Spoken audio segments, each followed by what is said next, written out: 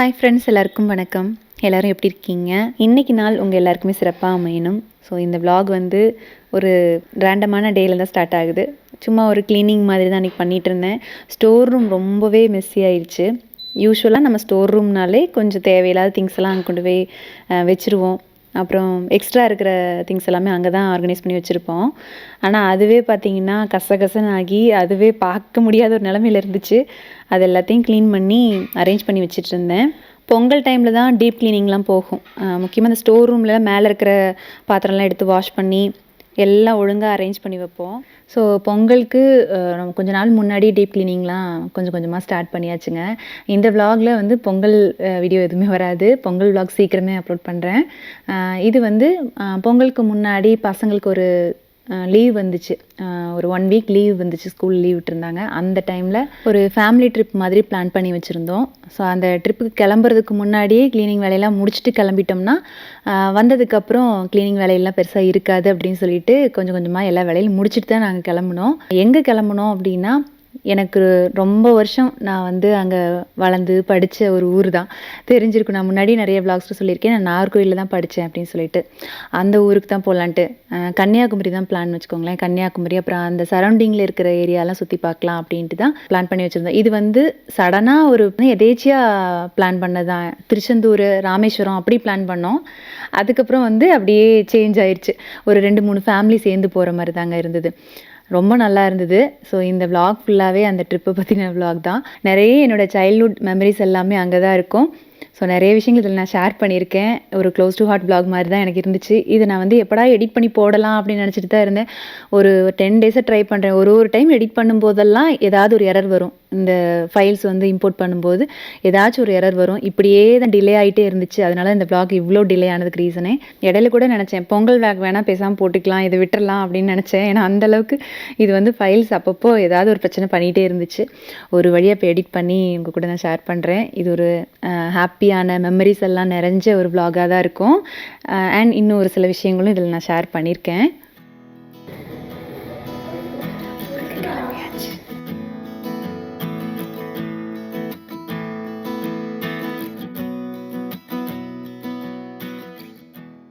Trip கிளம்புறதுக்கு நாங்கள் வந்து திண்டுக்கல்லேருந்து ட்ரெயின் புக் பண்ணி வச்சுருந்தோம். ட்ரெயினில் போய்க்கலாம் அப்படின்னு சொல்லிட்டு புக் பண்ணி வச்சுருந்தோம். அதனால் மொதல் நாள் நைட்டே ஊருக்கு போய் அங்கே நைட்டு தூங்கி எழுந்திரிச்சிட்டு காலையில் கிளம்புறதுக்கு ஈஸியாக இருக்கும்ட்டு ஊருக்கு தான் போயிட்டு இருந்தோம்.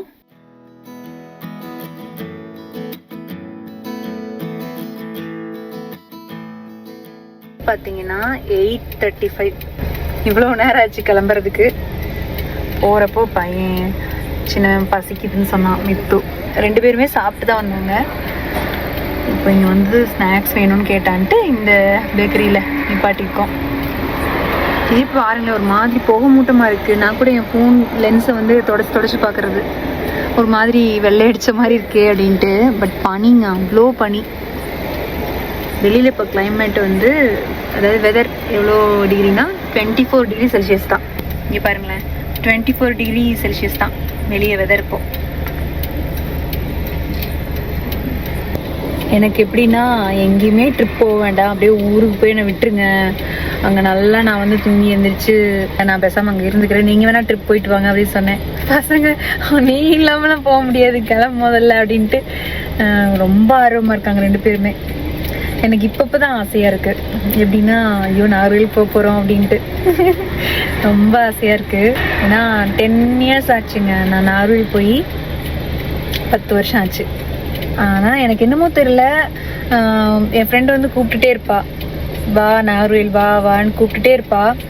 பட் எனக்கு என்னமோ தெரியல, ஒரு மாதிரி ரொம்ப ஆர்வம் வராதுன்னு வச்சுக்கோங்களேன்.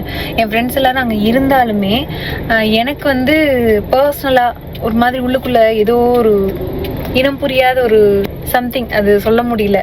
எனக்கு அங்கே போகும்போதெல்லாம் அவன் ஞாபகம், தம்பி ஞாபகம் வருமா. அதனாலேயே அந்த மெமரிஸ் வந்து அங்கே ஒரு பயம் இருக்கும். அங்கே போனால் அந்த மெமரிஸ் வந்துருமோன்னு ஒரு பயத்துலேயே நானும் போகிறதில்ல. எங்கள் அம்மாவுமே ரொம்ப வருஷம் ஆச்சு இப்போ போய். எனக்கு இப்போ கொஞ்சம் போகணுன்னு ஆசையாக தான் இருக்குது. என் ஃப்ரெண்டு வந்து ரொம்ப அவளை பார்க்கணும். 2-3 பேருக்கு மேரேஜ் ஆனதுக்கு நான் போக முடியல. அவங்களுக்கு குழந்தை பிறந்திருக்கு, அதையும் போய் பார்க்க முடியல. ஒருத்திக்கெலாம் 2வது குழந்தை பிறந்து அந்த பாப்பாவுக்கும் 2 வயசு ஆயிடுச்சுன்னு நினைக்கிறேன். அதுவுமே என்ன போய் பார்க்க முடியல. அங்கே போய் பார்க்கலாம், டைம் இருக்கா, போய் பார்க்க முடியுமா அப்படின்னு சொல்லிட்டு தெரியல, பார்ப்போம். சரி, நீ ஊருக்கு போயிட்டு அப்புறமா காலையில் நேரமே எந்திரிச்சு திண்டுக்கல் ரயில்வே ஸ்டேஷன் போய் ட்ரெயின் ஏறிட வேண்டியதான் நேராக நாகர்கோயிலுக்கு. அப்புறம் அங்கேருந்து கன்னியாகுமரி. சரி, ஓகேங்க.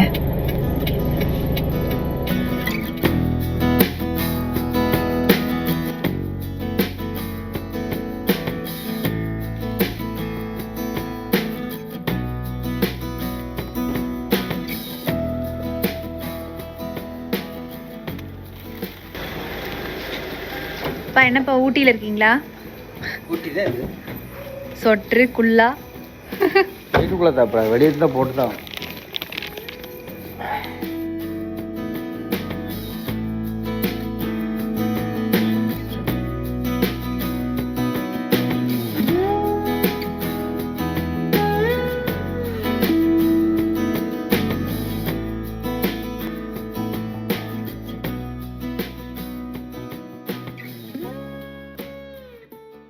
நெக்ஸ்ட் டே காலையில் பிரேக்ஃபாஸ்ட்டு அம்மா செஞ்சுருந்தாங்க. சாப்பிட்டு 9:50க்கு ட்ரெயின். நாங்கள் அங்கே வீட்டிலேருந்து கிளம்புனது 9 மணிக்கு தான் கிளம்புனோம். ஏன்னா அங்கேருந்து ஒரு 1/2 அன் ஹவரில் போயிடலாம் அப்படின்னு சொல்லிட்டு அப்போ தான் கிளம்பி போயிட்டுருந்தோம். மற்ற 2 ஃபேமிலி வந்து அவங்க டேரெக்டாக அங்கேருந்து வந்துடுறேன் அப்படின்ட்டாங்க. அவங்கெல்லாம் முன்னாடியே வந்துட்டாங்க. நாங்கள் தான் கொஞ்சம் லேட்டாக போனோம். என்ன இது இவ்வளோ பக்கத்தில் இருந்துட்டு லேட்டாக வர்றீங்க அப்படின்னு சொல்லிட்டு இருந்தாங்க. எப்படியோ ஒரு வழியாக ட்ரெயின் வர்றதுக்கு முன்னாடியே போய் கொஞ்சம் நேரம் வெயிட் பண்ணி நின்றுட்டு இருந்தோம். ஸோ ஃபேமிலியே எல்லாருமே ஜாயின் பண்ணிட்டோம். இவங்க கூட தான் நாங்கள் எப்போவுமே மோஸ்ட்லி முன்னாடிலாம் வந்து அதிகமாக ட்ரிப் போயிருக்கோம்னு வச்சுக்கோங்களேன். எங்களோட அக்கா ஃபேமிலி, அப்புறம் வந்து சித்தப்பாவோட ஃப்ரெண்ட் ஃபேமிலி அப்படின்ட்டு ஒரு 2-3 ஃபேமிலி சேர்ந்து தான். அதாவது பிரத்யேக் சின்ன வயசில் இருக்கும்போதெல்லாம் நாங்கள் 2-3 ட்ரிப் அந்த மாதிரி லாங் ட்ரிப் பிளான் பண்ணி போயிருக்கோம். நார்த் இந்தியா ட்ரிப்லாம் போயிருக்கோம். ஸோ அகைன் மறுபடியும் ரொம்ப வருஷம் கழிச்சு ஒரு ரீயூனியன் மாதிரி இருந்துச்சு. 3 ஃபேமிலியும் ஜாயின் ஆனது. வந்தே பாரத் ட்ரெயின் வந்துருச்சு. ஆன் த டைம் கரெக்டாக என்ன டைம் போட்டிருந்தாங்களோ அந்த டைமுக்கு வந்துருச்சு. அதே மாதிரி அங்கே போய் ரீச் ஆகிறதுக்கும் கரெக்ட் டைமுக்கு ரீச் ஆயிடுச்சு. சொல்லப்போனால் ட்ரெயினில் ஏறினதும் தெரியல, இறங்கினதும் தெரியல. அந்த மாதிரி தான் குயிக்காக ட்ராவல் இருந்தது. ஏன்னா ஒரு 3.5 ஹவர்ஸ்லேயே போயிட்டோம். அங்கே காலையில் 10 மணிக்குன்னா மத்தியானம் அங்கே 1:30க்கெலாம் நாகர்கோயில் ரீச் ஆயிடுச்சு. நல்ல ஒரு கம்ஃபர்டபுளான ஜேர்னியாக தான் இருந்தது.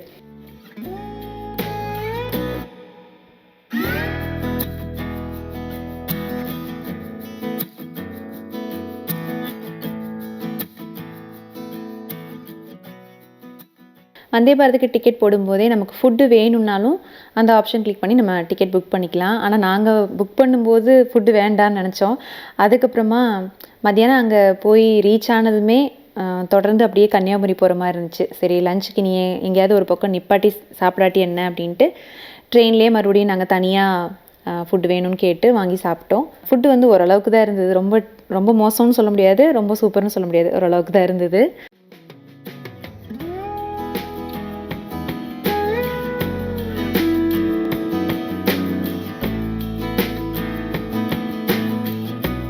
நாகர்கோயில் வந்தாச்சு. இறங்கிட்டு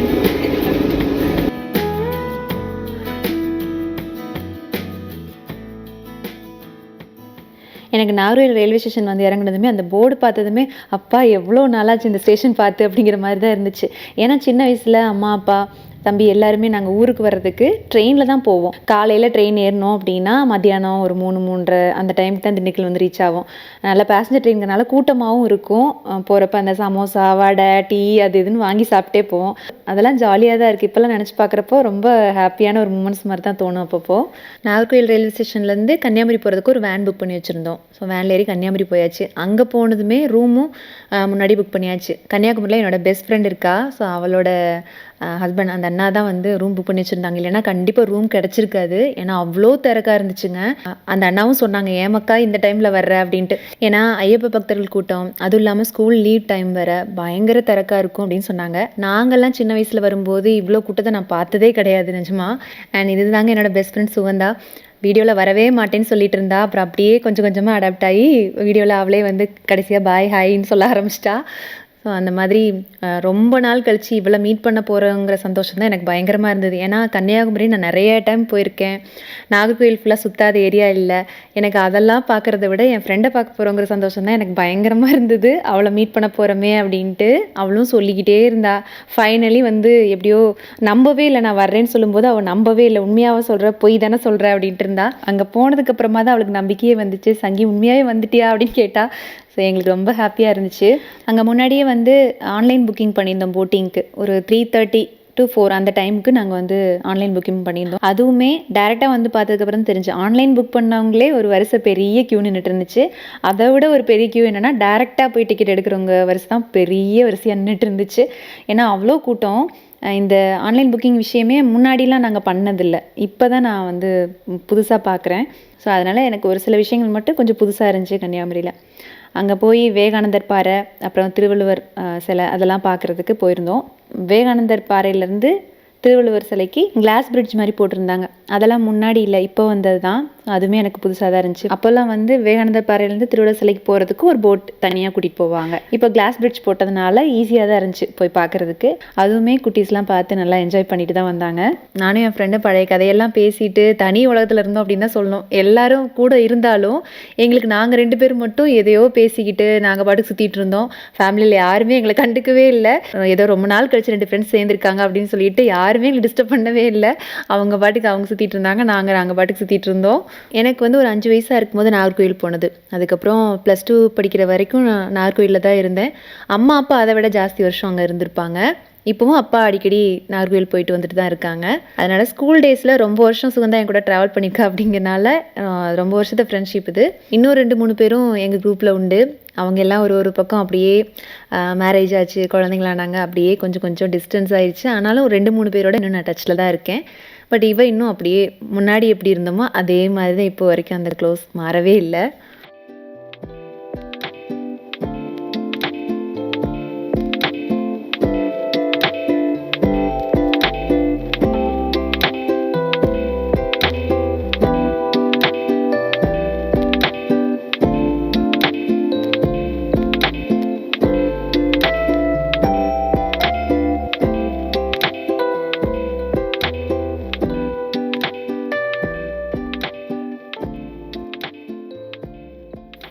எனக்கு இந்த லைன் பார்த்ததுக்கப்புறமா தான் ஞாபகம் வருது.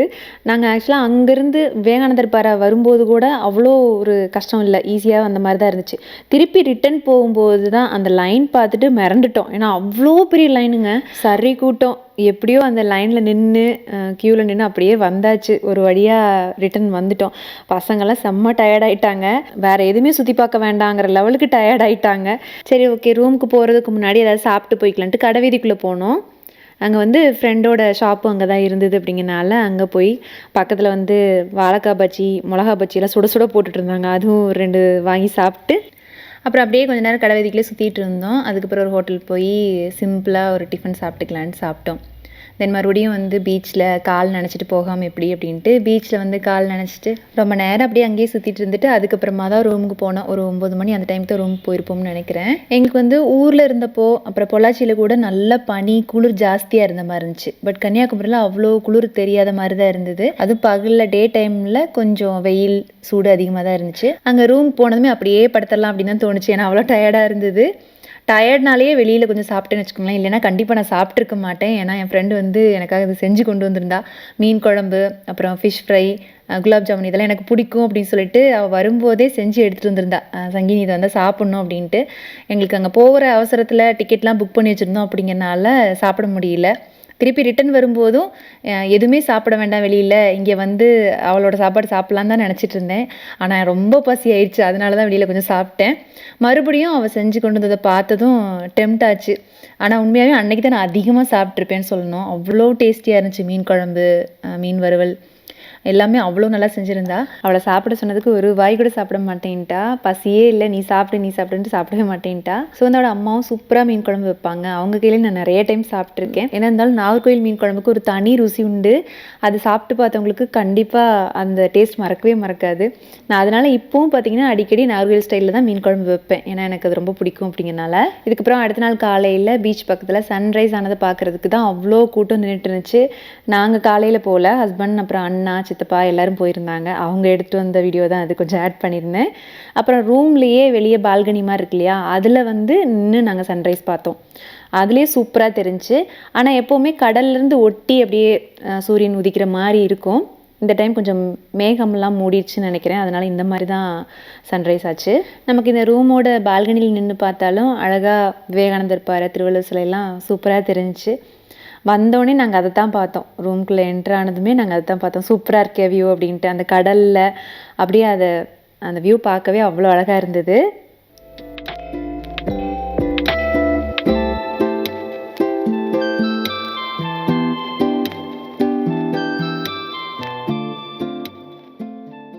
கன்னியாகுமரியிலேருந்து காலையில் ரூம் செக் அவுட் பண்ணிவிட்டு கிளம்பிட்டோம். அன்றைக்கி ஃபுல் டே நிறைய பக்கம் சுற்றி பார்க்கலாம் அப்படின்ட்டு. அதெல்லாம் சுற்றி பார்த்துட்டு அன்னைக்கு நைட் வந்து நாகர்கோவில் போய் ஸ்டே பண்ணிக்கலாம் அப்படிங்கிறது தான் பிளான். அங்கேருந்து கிளம்பும்போது என் ஃப்ரெண்டோட வீட்டுக்கும் போயிட்டு அவளை பார்த்து அப்படியே ஒரு பிரியா விடை மாதிரி தான் பை பை சொல்லிட்டு கிளம்புனோம். இவங்க வந்து பிரியாக்கா. இவங்கக்கிட்ட நான் நாகர்கோவில் பற்றி நிறைய விஷயங்கள் ஷேர் பண்ணிகிட்டே இருந்தேன்.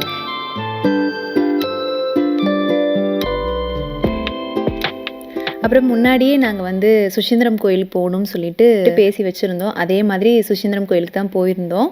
ஏன்னா இந்த கோயில் கண்டிப்பாக மிஸ் பண்ணக்கூடிய கோயில் கிடையாதுங்க. அவ்வளோ நல்லாயிருக்கும் இந்த கோயில். அழகாக இருக்குங்க கோயில். உண்மையாகவே உள்ளே போனீங்கன்னா உங்களுக்கு அவ்வளோ ஒரு மன நிம்மதி கிடைக்கும். சிற்பங்கள்லாம் அவ்வளோ அழகாக நுணுக்கமாக செதுக்கியிருப்பாங்க. கற்களால் ஆனால் ஒரு பழங்காலத்து கோயில் மாதிரி இருக்கும் உள்ளே போனீங்கன்னா.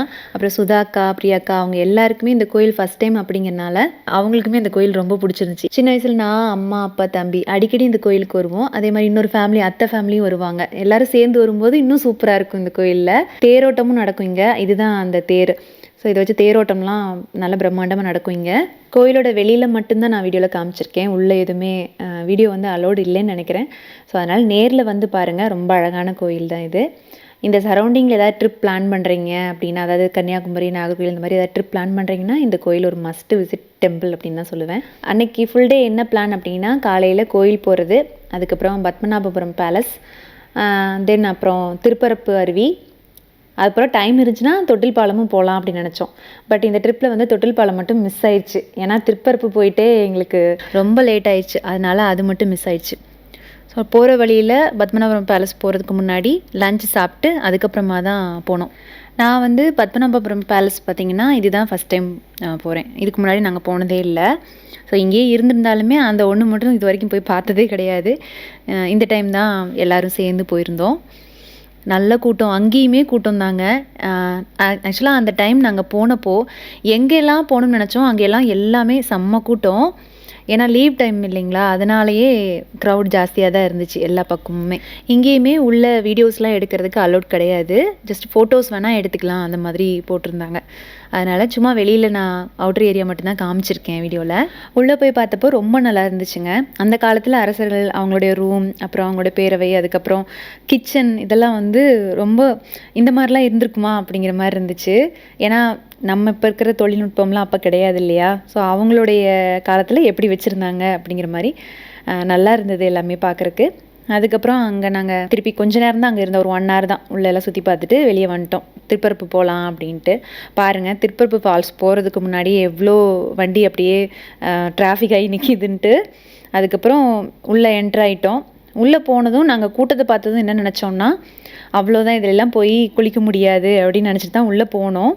ஆனால் அங்கே போய் பக்கத்தில் போனதுக்கப்புறமா அருவியில் குளிக்கிறதுக்குலாம் உள்ள இடம் இருந்துச்சு. லேடிஸ் தனியாக இந்த பக்கம் நின்று குளிச்சுட்டு இருந்தாங்க, ஜென்ட்ஸ் தனியாக லெஃப்ட் சைடு நின்று குளிச்சுட்டு இருந்தாங்க. என்னோடய ஸ்கூல் டேஸில் டூர்னு சொல்லி கூட்டிகிட்டு போனாங்கன்னா, ஸ்கூல்லேருந்து சொல்கிறேன், எப்போவுமே திருப்பரப்பு ஃபால்ஸ் தான் கூட்டிகிட்டு வருவாங்க. திருப்பரப்பு, அதுக்கப்புறம் மாத்தூர் தொட்டில் பாலம், அப்புறம் வேளாங்கண்ணி, இந்த மாதிரி சரௌண்டிங்கில் ஒரு சில பர்டிகுலர் ஏரியா, அந்த ஏரியாவுக்கு தான் அடிக்கடி டூர் கூட்டிகிட்டு வருவாங்க. ஏதோ 1-2 டைம் கொடைக்கானல் அந்த மாதிரி போயிருப்போம்னு நினைக்கிறேன். பட் திருப்பரப்பு வந்து நிறைய டைம்ஸ் வந்தாச்சு.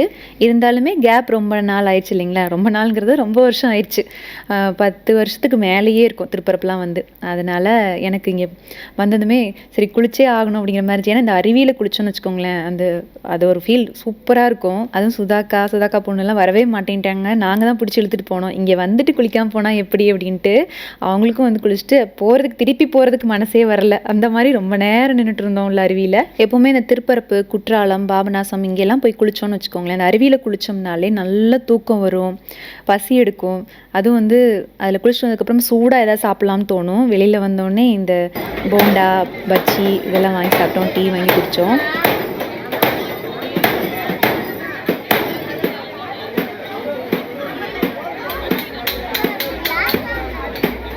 அப்புறம் எல்லாருமே வேனில் போகவே நல்லா தூங்கிட்டாங்க. குட்டீஸ் 2 பேர் மட்டும் பயங்கர ஆட்டம். நைட்டு அங்கே நாகர்கோவில் போய் ஸ்டே பண்ணுற மாதிரி நாகர்கோவிலில் ரூம் புக் பண்ணி வச்சாச்சு. அதுவுமே முன்னாடியே புக் பண்ணுங்காட்டி தான் ரூம் கிடச்சிது. அந்த டைமில் எனக்கே ஆச்சரியம், என்ன எந்த ரூமுமே கிடைக்க மாட்டேங்குது அப்படின்ட்டு. அவங்களே சொன்னாங்க இது வந்து சீசன் டைம்ங்கிறனால எல்லா பக்கமும் புக் ஆயிரும், அதுவும் இல்லாமல் முகூர்த்தம் டைம் அப்படின்னாங்க. நாங்கள் போனப்போ கரெக்டாக கிறிஸ்மஸ் டைமில் தான் போயிருந்தோம்னு நினைக்கிறேன். ஸோ இது அந்த டைமில் எடுத்த விளாக் தாங்க. என்னடா பொங்கலே வந்துருச்சு, இவங்க என்னடானா கிறிஸ்மஸ் டைமில் எடுத்த விளாக் இப்போ ஷேர் பண்ணிட்டு இருக்காங்கன்னு நினைப்பீங்க. ஸோ கொஞ்சம் டிலே ஆயிடுச்சுங்க, சாரி அதுக்கு. அதுக்கப்புறம் நைட்டு நாங்கள் ரூம் போகிறதுக்கு முன்னாடி என்னுடைய ஃபேவரட் ஹோட்டல் இங்கே விடுங்க அப்படின்னு சொல்லிட்டேன், கௌரி கிருஷ்ணா. நானும் அப்பாவும் அடிக்கடி இந்த ஹோட்டலுக்கு முன்னாடி வருவோம் சாப்பிட்றதுக்கு. எங்கேயாவது டவுனுக்கு போயிட்டு ஏதாவது பர்ச்சேஸ் பண்ண போகிறோம் அப்படின்னா வந்துட்டு கௌரி கிருஷ்ணா ஹோட்டலில் போய் சாப்பிட்டு போவோம். இங்கே வந்ததும் நானும் அப்பாவும் வாங்கி சாப்பிட்ற ஒரு விஷயம் ரசவடை. கரெக்டாக அப்பா பற்றி பேசணும்னு அப்பா வந்துட்டாங்க பார்த்தீங்களா. வந்திருந்தாங்க அப்பாவும், அந்த 2 நாள் வந்துட்டு போகிற மாதிரி இருந்துச்சு. அப்பாவுக்கும் வேலை இருந்ததுனால நாகர்கோயிலுக்கு வந்திருந்தாங்க. நாங்கள் எல்லாம் சுற்றி அடிச்சுட்டு வந்தோடனே ஹோட்டலில் இருக்கோன்னு சொன்னோம், உடனே அப்பாவும் வந்துட்டாங்க. ஸோ இதான் ரசவடை. இது வந்து எனக்கும் அப்பாவுக்கும் இந்த ஹோட்டலில் பிடிச்ச ஒரு ஐட்டம். வந்தோடனே ஸ்டார்டர்னால் இதை தான் வாங்கி சாப்பிடுவோம். அதே டேஸ்ட் இருக்கா அப்படின்னா எனக்கு தெரியல, ஏன்னா நான் ரொம்ப நாள் ஆச்சு சாப்பிட்டு அப்படிங்கிறனால முன்னாடி இருந்து அந்த டேஸ்ட் இருக்கா என்னன்னு தெரில. பட் நல்லா தான் இருந்துச்சு. சாப்பிட்டு முடிச்சுட்டு அதுக்கப்புறம் ரூமுக்கு கிளம்பிட்டோங்க. இனி நெக்ஸ்ட் டே பார்த்திங்கன்னா எல்லாருமே திருப்பி ரிட்டன் கிளம்பிட்டாங்க. ட்ரெயினுக்கு கிளம்புற மாதிரி இருந்துச்சு. நாங்கள் என்ன பிளான் பண்ணோன்னா, நான் வந்தாச்சு, இன்னும் 2-3 ஃப்ரெண்ட்ஸை பார்த்துட்டு கிளம்பிக்கலாம் அப்படின்ட்டு நாங்கள் மட்டும் அங்கே இருந்துக்கிட்டோம். அதுவும் இல்லாமல் அப்பா ஊர்லேருந்து வரும்போது கார் எடுத்துகிட்டு வந்திருந்தாங்க. அதனால சரி ரிட்டன் போகும்போது காரில் போய்க்கலாம் அப்படின்ட்டு அந்த மாதிரி பிளான் சேஞ்ச் ஆயிடுச்சு. மற்ற 2 ஃபேமிலியுமே ட்ரெயினில் கிளம்பி போயிட்டாங்க. நாகர்கோயிலேருந்து வந்தே பாரத் ட்ரெயின் ஏறி திண்டுக்கல் போயிட்டாங்க. ஸோ நாங்கள் அன்றைக்கி ஃபுல் டே சுற்றிட்டு அன்றைக்கி ஈவினிங் தான் நாங்கள் கிளம்புனோம். இது எங்கே வந்திருக்கோம் அப்படின்னா போத்தீஸ்க்கு தாங்க வந்திருக்கோம். ஏன்னா என்னோடய ஃப்ரெண்டுக்கு வந்து பாப்பா பிறந்து 2 வயசு ஆயிடுச்சு அவளுக்கு. நான் அவளை ஃபஸ்ட் டைம் பார்க்க போகிறேன் அப்படிங்கனால அவளுக்கு ஒரு ட்ரெஸ் எடுக்கலாம் அப்படின்ட்டு வந்திருந்தோம். எடுத்துகிட்டு நேராக அவள் வீட்டுக்கு தான் போயிட்டுருந்தோம். இது ஒரு முக்கியமான பில்டிங் தாங்க. இதுதான் நான் படித்த ஸ்கூலு. இதெல்லாம் சொல்லும்போது எனக்கு என்னடா இவங்க இவ்வளோ கிரிஞ்சாக பேசிகிட்டு இருக்காங்க அப்படிங்கிற மாதிரி தோணும். பட் என்னன்னு தெரியல, இது ஒரு க்ளோஸ் டு ஹார்ட் மாதிரி இருக்குங்க. எனக்கு என்னமோ நான் ரொம்ப மனசு திறந்து பேசுகிற ஒரு விளாகாக தான் இந்த வீடியோ ஃபுல்லாக இருக்குன்னு நினைக்கிறேன். ஸோ இந்த ஸ்கூலில் தான் நான் படித்தேன். ரிட்டன் வரும்போது உங்களுக்கு இந்த ஸ்கூலுக்கு கொஞ்சம் காமிக்கிறேன். அதுக்கு பக்கத்துலேயே ஒரு சர்ச். இது என்னோடய ஃபேவரட் சர்ச்சுங்க, திருக்குடும்ப ஆலயம் அப்படின்னு சொல்லிட்டு. இது வழியாக தான் நாங்கள் எங்கள் ஸ்கூலுக்கு போவோம் எப்போவுமே. வீட்டிலேருந்து இந்த வழியாக தான் போவோம். அண்ட் இது வந்து கார்மல் ஸ்கூல். இது என் தம்பி படித்த ஸ்கூல். தம்பின்னு சொல்கிறேன். தம்பியை பற்றி நான் எதுவுமே ஷேர் பண்ணது கிடையாது வீடியோவில். அவன் இப்போ இல்லை.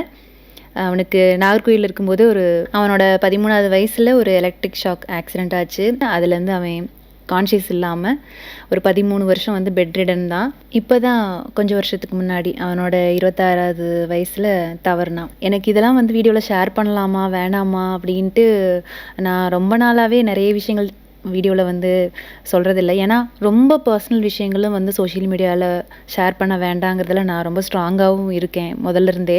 ஏன்னா அதை நல்ல விதமாக எடுத்துக்கிறவங்க இருந்தாலுமே அதை தப்பான விதத்தில் தப்பான கண்ணோட்டத்தில் பார்க்குறவங்களும் நிறைய பேர் இருக்காங்க. ஸோ வந்து நம்மளே அதை தூண்டி விடுறோமோ அப்படிங்கிற மாதிரி எனக்கு தோணும். அதனால தான் ஒரு சில விஷயங்கள் சொல்கிறதில்ல. ஸோ இது வந்து என்னோடய ஃப்ரெண்ட் நிகிதா. இவன் வந்து என் கூட 5th வரைக்கும் தான் படிச்சிருக்கா. அதுக்கப்புறம் ரொம்ப கேப் ஆயிடுச்சு. இருந்தாலும் எங்களுக்கு ஒருத்தருக்கு மறக்கவே இல்லைன்னு வச்சுக்கோங்களேன். மறுபடியும் நாங்கள் எப்படி பேசிக்கிட்டோம்னா இந்த சோஷியல் மீடியா தான். ஏன்னா அவளும் ஒரு சேனல் ஸ்டார்ட் பண்ணியிருந்தா அந்த டைமில். இப்போது கல்யாணம் குழந்தை நானனால அவள் கொஞ்சம் பிரேக் எடுத்திருக்கா. கலர்ஃபுல் ஹோம் தமிழ்னு சொல்லிட்டு சேனல் வச்சுருந்தா. ஸோ நான் அப்போ 2 பேருமே ஒரே சேனல் இருந்ததுனால எனக்கு பயங்கரமாக மோட்டிவேட் பண்ணுவாள். நான் டவுன் ஆனாலுமே பயங்கரமாக மோட்டிவேட் பண்ணிகிட்டே இருப்பாள். வீடியோஸ் போட்டுட்டே இருன்னு சொல்லிட்டு. அதுவும் இல்லாமல் அவள் கல்யாணத்துக்கு, அவங்க அண்ணா கல்யாணத்துக்கு, பாப்பா பிறந்ததுக்கு, பேர் வைக்கிறதுக்குன்ட்டு எல்லாத்துக்குமே நான் வரலையோ எனக்கு இன்வைட் பண்ணிடுவா. ஸோ அதனாலேயே நான் கண்டிப்பாக அவளை போய் பார்த்தே ஆகணும் அப்படின்ட்டு போய் பார்த்துட்டு வந்தேன். அவளே மீட் பண்ணிவிட்டு ரிட்டன் வர்றப்போ ஸ்கூலுக்கு இறங்கி உள்ளே போய் நின்று அப்படியே வேடிக்கை பார்த்துட்டு வந்தேன். அப்பா அப்படின்னு இருந்துச்சு எனக்கு. ஐயோ நம்ம இந்த கிளாஸ் ரூமில் தான் படித்தோம், இந்த கிளாஸ் ரூமில் தான் 8th படித்தோம், இந்த கிளாஸ் ரூமில் தான் +2 படித்தோம் அப்படின்னு சொல்லிட்டு எனக்கு அதை பார்த்து மெமரிஸ்லாம் ரீகெயின் பண்ணிகிட்டே இருந்தேன். என் பசங்களே நினச்சிருப்பாங்க அம்மாவுக்கு என்னமோ ஆயிடுச்சு அப்படின்ட்டு. ஏன்னா நான் அப்படி ஒரு சந்திரமுகி மாதிரி எக்ஸைட் ஆகி பேசிகிட்டு இருந்தேன். இது என்ன அம்மா இவ்வளோ எக்ஸைட் ஆகி பேசுது அப்படின்னு நினச்சிருப்பாங்கன்னு நினைக்கிறேன். நான் அவங்களோட எக்ஸ்பிரஷன் வச்சே நான் தெரிஞ்சுக்கிட்டேன். நான் என்ன ஸ்கூல்னு சொல்லவே இல்லை பார்த்தீங்களா. இது தாங்க சிறுமலர் மகளிர் மேல்நிலைப்பள்ளி, லிட்டில் ஃப்ளவர் கேர்ள்ஸ் ஸ்கூல் தாங்க இது. நான் உள்ளே போனதுமே டீச்சர்ஸ் யாராச்சும் எனக்கு தெரிஞ்சவங்க இருப்பாங்க, பேசலாம் அப்படின்னு நினச்சிட்டு போனேன். ஆனால் ஒரு பயமும் இருந்தது. ஸ்கூல்னாலே நமக்கு அந்த டைமில் ஒரு பயம் இருக்குது தெரியுமா, அதே பயம் இப்போயும் இருந்துச்சு. இப்போ ஏன் பயப்படுறோம் அப்படின்னு தோணுச்சு. இருந்தாலும் எனக்கு அந்த ஸ்கூலுக்குள்ளே போனதுமே டீச்சர்ஸ் யாராச்சும் பார்த்தா அந்த மரியாதை கலந்த பயம் இருக்குல்ல, அந்த இது இருந்துச்சு. ஆனால் யாரையுமே மீட் பண்ணல. மேபி அந்த லீவ் டைம்ங்கிறனால யாருமே இருந்திருக்க மாட்டாங்கன்னு நினைக்கிறேன். அப்புறம் ரிட்டன் வரும்போது அப்பா இந்த ஹோட்டல் நல்லாயிருக்கும் சாப்பிட்டு போகலாம் அப்படின்னாங்க. சரின்ட்டு இந்த ஹோட்டல் விட்டு சாப்பிட்டோம். மீன் குழம்பு சாப்பாடு வாங்கி சாப்பிட்டோம். நான் ஸ்கூல் டேஸை பற்றி மட்டும்தான் அதிகமாக பேசியிருப்பேன்னு நினைக்கிறேன். காலேஜ் டேஸ்லாம் எனக்கு இல்லை. நான் ரெகுலர் காலேஜ் போய் படிக்கல. டிஸ்டன்ஸில் அண்ணாமலை யூனிவர்சிட்டியில் தான் பிஎஸ்சி ஐடி முடித்தேன். பட் அதுவுமே வந்து கிளாஸ் இருந்துச்சுங்க, கிளாஸ் வச்சுருந்தாங்க. அது போய் படித்து தான் எக்ஸாம் எழுதினேன். பிஎஸ்சி ஐடி படிக்கிறதுக்குமே கஷ்டமாக தான் இருந்துச்சு, காலேஜ் போகாமல் படிக்கிறதுக்கு. மேரேஜ் முடிஞ்சதுக்கப்புறம் தான் டிகிரி கம்ப்ளீட் பண்ணேன். அதுக்கப்புறம் பசங்க, அப்புறம் எம்எஸ்சி ஃபஸ்ட் இயர் பண்ணேன். செகண்ட் இயர் வந்து பண்ண முடியாமல் அப்படியே ஸ்டாப் ஆயிடுச்சு. ஸோ என்னுடைய பயோ மாதிரி இதில் கொஞ்சம் ஷேர் பண்ணிவிட்டேன்னு நினைக்கிறேன். இந்த வீடியோ ஃபுல்லாகவே பயோடேட்டாவே ஷேர் பண்ணியிருக்கேன்னு நினைக்கிறேன். சரி, ஓகேங்க. நான் இதெல்லாம் பேசிவிட்டு இந்த இடத்த சொல்ல மிஸ் பண்ணிடுவோம் போல இருக்குது. இது வந்து ஆரல்வாய் மொழிங்க. முன்னாடிலாம் நாங்கள் ஊர்லேருந்து நாகர்கோவில் வர்றப்போ இந்த விண்டு மில்லாம் பார்த்துட்டோம்னாலே தெரிஞ்சுக்குவோம், ஓகே ஆரல்வாய் மொழி வந்துருச்சு அப்படின்ட்டு. இங்கே நிறைய மூவிஸ்லாம் கூட எடுத்திருக்காங்க. எக்ஸாம்பிளுக்கு ஒரு மூவி சொல்கிறேன், கோவில் அப்படின்ட்டு மூவி பார்த்துருக்கீங்களான்னு சொல்லுங்கள். சிம்பு சார் நடித்த படம் தான் அது. இந்த சரௌண்டிங்லேயே எடுத்த படம் தான். அப்போல்லாம் இந்த ஆரல்வாய் மொழி காத்தாடினாலே ரொம்ப ஃபேமஸ். இந்த விண்மில்லாம் பார்க்குறதுக்கு சின்ன வயசில் இது எப்படி இவ்வளோ பெரிய காத்தாடி சுற்றுது அப்படின்னு ஆச்சரியமாக பார்த்துட்டு போயிட்டுருப்போம். ஏன்னா தமிழ்நாட்டில் ஃபஸ்ட்டு இங்கே தான் விண்மில் வந்துச்சுன்னு நினைக்கிறேன். கரெக்டாக சொல்கிறேன்னான்னு தெரியல, பட் நான் கூகுளில் பார்த்தப்பே அந்த மாதிரி தான் போட்டிருந்துச்சு. அதே மாதிரி பக்கத்துலேயே முப்பந்தல் அப்படிங்கிற இடத்துல ஒரு கோயில் ரொம்ப ஃபேமஸுங்க. ரோட் சைடில் தான் இருக்கும், போகிற வழியிலே தான் இருக்கும், மரத்தடியில். அவ்வளோ நல்லாயிருக்கும். நாங்கள் அடிக்கடி வருவோம். அந்த கோயில் ரொம்ப ஃபேமஸ். நாங்கள் ஹைவேஸில் வந்தோம் அப்படிங்கிறனால அந்த கோயில் பார்க்க முடியாமல் மிஸ் ஆயிடுச்சு. அதே மாதிரி இன்னொன்று தோவாளைன்னு ஒரு ஊர். அந்த ஊரில் பூக்கே பேர் போன ஒரு ஊர் அப்படின்னே சொல்லலாம். ரொம்ப சீப்பாக மலிவாக கிடைக்கும் பூ எல்லாமே. அப்போ அடிக்கடி அங்கேருந்து தான் பூ வாங்கிட்டு வருவாங்க. அதாவது மல்லிகைப்பூ, பிச்சிப்பூ தாங்க சொல்கிறேன். ஸோ தோவாளை நீங்கள் போனீங்கன்னா போகிற வழியெல்லாம் பூ விற்றுட்ருப்பாங்க. அவ்வளோ நல்லாயிருக்கும் பார்க்கும்போது. பட் அங்கெல்லாம் போகிறதுக்கு டைமே இல்லை. ரிட்டன் கிளம்பி ஊருக்கு வந்தாச்சு. அதாவது திண்டுக்கல் வந்தாச்சுங்க. அங்கே வந்துட்டு நல்லா ஒன் டே ஃபுல்லாக ரெஸ்ட் எடுத்துகிட்டு அதுக்கு அடுத்த நாள் தேங்காய் பருப்பு கொஞ்சம் கொண்டு வந்திருந்தோம். அதாவது பொள்ளாச்சியிலே காய வச்சு எடுத்து வச்சுருந்தோம். அதை எண்ணெய் ஆட்டுறதுக்கு டைமே இல்லாமல் பருப்பு ஒரு மாதிரி ஸ்பாயில் ஆகிற மாதிரி இருந்துச்சு. சரி, ஓகேன்ட்டு அப்பா வந்து ஊருக்கு கொண்டு வா, அங்கே வந்து மில்லில் போய் ஆட்டிக்கலாம் அப்படின்னாங்க. அதை வந்து நம்ம அங்கே பொள்ளாச்சியில் ஆட்டும்போது அந்த மரச்செக்கில் போட்டு ஆட்டுவாங்க. இங்கே மிஷினே வச்சுருந்தாங்க, மிஷினில் தான் ஆட்டி கொடுத்தாங்க. இதில் வந்து தண்ணி எதுவுமே ஊற்றலை, அப்புறம் வந்து வெல்லம் அந்த மாதிரிலாம் எதுவுமே போடலை. ஜஸ்ட் அப்படியே பியூராக அந்த மிஷினில் போட்டு அரைச்சி எடுத்து கொடுத்தாங்க. ஆயில் தனியாக இந்த மாதிரி பிரிஞ்சு வந்துட்டு இருந்துச்சு. இந்த பக்கம் தேங்காயோட புண்ணாக்குன்னு சொல்லுவாங்கள்ல, அம்மா புண்ணாக்கு வந்து அங்கேயே விட்டுட்டு வந்துடாதீங்க, வேணும் வீட்டுக்கு வேணும் அப்படின்னு கேட்டாங்க.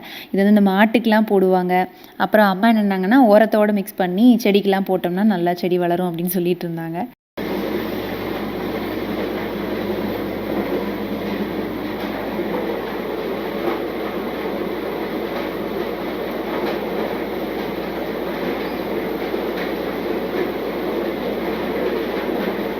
செடி வைக்கல எத்தனை நாள் வைக்கணும்? வெயில் தேவையில்லைண்ணா, தண்ணி போட்டாதான் வெயில் போடணும். நம்ம தண்ணி ஊத்துறது இல்லை. ஒரு 2 நாளை விட்டு அப்படியே வடிச்சு கேன்ல ஊற்றிக்கீங்க. வெயிலுக்கு வைக்க வேண்டாம். வெயிலுக்கு வைக்க தேவையில்லை. கொஞ்சம் வடிச்சுங்க. இது சலாடா இருக்கா? இருக்கு. இந்த எண்ணெய் ஆட்டி வாங்கிட்டு வரும்போது அவங்க என்ன சொன்னாங்கன்னா, வெயிலெல்லாம் வைக்க தேவையில்லை அப்படின்னு தான் சொன்னாங்க. ஏன்னா சில பக்கம் தண்ணி தெளித்து தான் எண்ணெய் ஆட்டுவாங்க. ஸோ தண்ணியெலாம் தெளிக்கலை அப்படிங்கிறனால தேவையில்லை அப்படின்னாங்க. இருந்தாலும் பரவாயில்லைன்ட்டு நான் கொஞ்சம் நேரம் வெயிலில் வச்சு தான் எடுத்து உள்ளே வச்சேன். அப்பப்போ இந்த மாதிரி இடையில ஒரு மாதத்துக்கு ஒருக்க இந்த மாதிரி வெயிலில் எடுத்து வச்சிட்டோம்னா எண்ணெய் கெடாமல் அப்படியே இருக்கும். அதுக்கப்புறம் ஊருக்கு வந்ததுலேருந்தே அக்கா வீட்டுக்கு வா அப்படின்னு சொல்லி கூப்பிட்டுட்டே இருந்துச்சு, போகவே முடியல. நான் லாஸ்ட்டாக ஒரு ஷார்ட்ஸ் அண்ட் ரீல்ஸில் கூட அக்காவை பற்றி ஷேர் பண்ணியிருப்பேன். ப்ரௌனி செஞ்சு இந்த மாதிரி சேல் பண்ணிகிட்ருக்காங்க அப்படின்ட்டு. ஸோ அதுக்காக தான் நான் ப்ரௌனி வந்து எப்படி பண்ணுறாங்கன்னு பார்க்குறதுக்கு தான் போயிருந்தேன்.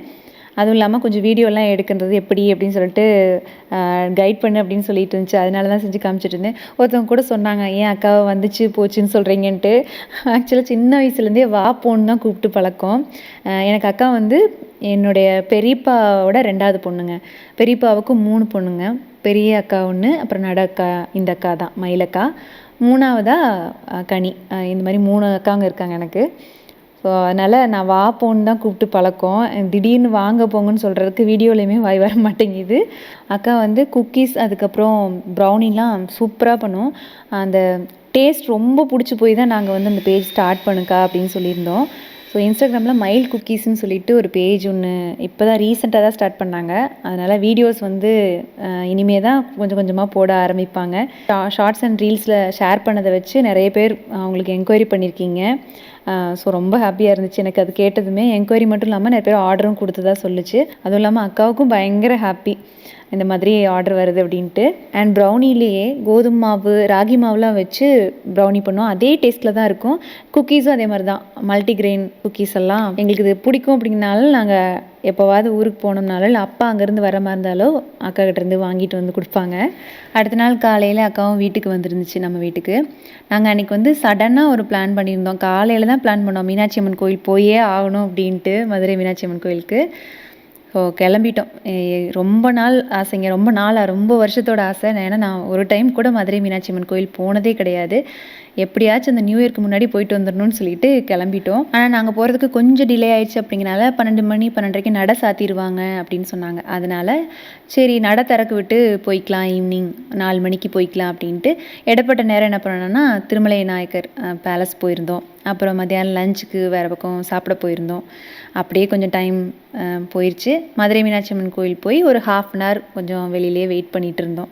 இந்த கோயில் போகிறதுக்குன்னா நீங்கள் வந்து பார்க்கிங், இப்போ காரில் போகிற மாதிரி இருந்துச்சுன்னா பார்க்கிங் தனியாகவே இருக்குது. அங்கே போய் பார்க் பண்ணிவிட்டு கோயில் போகிற மாதிரி இருக்கும். ஏன்னா கோயிலில் ரொம்ப ஒட்டி பார்க்கிங் இருக்காது, கொஞ்சம் நடந்து போகிற தூரத்தில் பார்க்கிங் இருக்கும். அப்புறம் வெயிட் பண்ணிட்டு இருந்தோம் இல்லையா, அந்த டைமில் கொஞ்சம் லைட்டாக பசிச்சமாக இருந்துச்சு. பக்கத்தில் ஒரு ஜிகர்தண்டா கடை இருந்துச்சு. அங்கே வந்து சரி மதுரை வந்துட்டு ஜிகர்தண்டா சாப்பிடாம போனால் எப்படின்ட்டு வாங்கி சாப்பிட்டுட்டு இருந்தேன். கரெக்டாக ஒரு 4:30க்கு நாங்கள் மதுரை மீனாட்சி அம்மன் கோயிலுக்குள்ளே போயிட்டோம். கோயிலுக்குள்ளேயும் நல்ல கூட்டம் தாங்க. ஆனால் நல்லா இருந்துச்சு. தரிசனம்லாம் முடித்து வெளியே வந்ததும் அவ்வளோ ஒரு மன நிம்மதியாக இருந்துச்சு. ஏன்னா எனக்கு இந்த கோயில் வந்து எப்போவுமே போகணுன்னு ஆசையாக இருக்கும், ஆனால் நடந்ததே இல்லை. இதுக்கும் பக்கத்தில் தாங்க, திண்டுக்கல்லேருந்து மதுரைக்கு அவ்வளோ ஒன்றும் தூரம் கிடையாது. இருந்தாலுமே அதை நாங்கள் எப்போவுமே மிஸ் பண்ணுற மாதிரி தான் இருந்துச்சு. பட் இந்த டைம் நியூ இயருக்கு நாள் வந்து இந்த கோயில் போயிட்டு வந்தாச்சுங்க. ரிட்டன் கோயிலேருந்து வெளியே வரப்போ நைட்டு ஒரு 8-8:30 இருக்கும்னு நினைக்கிறேன். அதுக்கப்புறம் டின்னரும் அங்கேயே மதுரையிலே முடிச்சுட்டு அப்புறமா வீட்டுக்கு போயிட்டோம் திண்டுக்கலுக்கு. அவ்வளோதான். இந்த விளாக் பார்த்திங்கன்னா இவ்வளோ நேரம் போர் அடிக்காமல் இருந்துச்சா அப்படிங்கிறது எனக்கு தெரியல.